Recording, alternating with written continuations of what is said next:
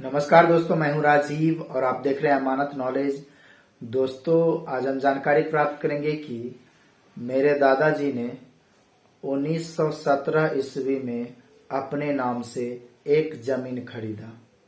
उसके बाद उस जमीन को मेरे दादाजी ने मेरे नाम लिख दिया, लेकिन अब तक उसका दाखिल खारिज नहीं करवाए हैं।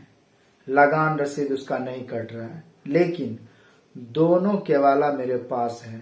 तो क्या सर्वे में इससे मेरा खतियान बन जाएगा? तो दोस्तों, इसी को जानेंगे। और जानने से पहले आप हमारे चैनल पर नए हैं तो चैनल को सब्सक्राइब कर लीजिए और बेल आइकन प्रेस कर दीजिए, क्योंकि जमीन संबंधित नॉलेजेबल वीडियो मैं आपके लिए लाता रहता हूँ। चलिए आगे जानकारी प्राप्त करते हैं। तो दोस्तों, इस तरह की बात है कि कोई जमीन 1917 ईस्वी की बात है कि मेरे दादाजी ने जमीन खरीदी अपने नाम से, और उसी जमीन को बाद में उन्होंने मेरे नाम लिख दिया, लेकिन दाखिल खारिज अब तक नहीं करा पाया है। उसका एक भी लगान रसीद मेरे पास नहीं है। तो अब जो सर्वे हो रहा है प्रेजेंट टाइम में, उस सर्वे में जो मेरे पास दस्तावेज है वह है दादाजी के नाम से केवाला और मेरे नाम से केवाला। तो इन दोनों केवाला के आधार पर क्या मेरा खतियान बन सकता है?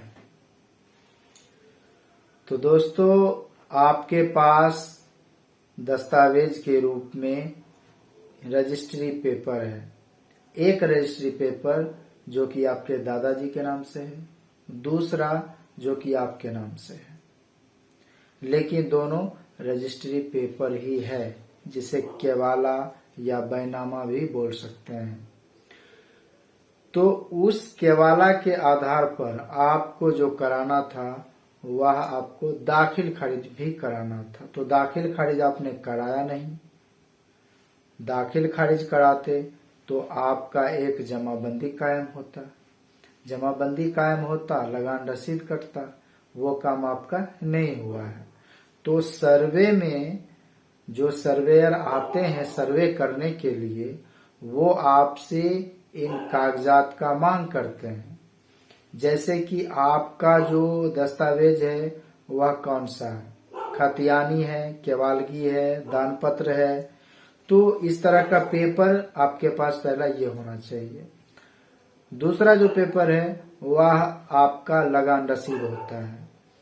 लगान रसीद ये बताता है कि आपका जमाबंदी कायम है और उस जमाबंदी से आपका लगान रसीद कट रहा है। तो ये दूसरा पेपर भी होना चाहिए, ठीक है।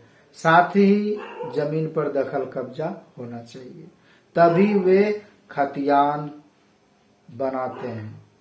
अन्यथा पेपर आपका कंप्लीट नहीं है तो वैसे कंडीशन में जरूरी नहीं है कि आपका बन ही जाएगा, ठीक है।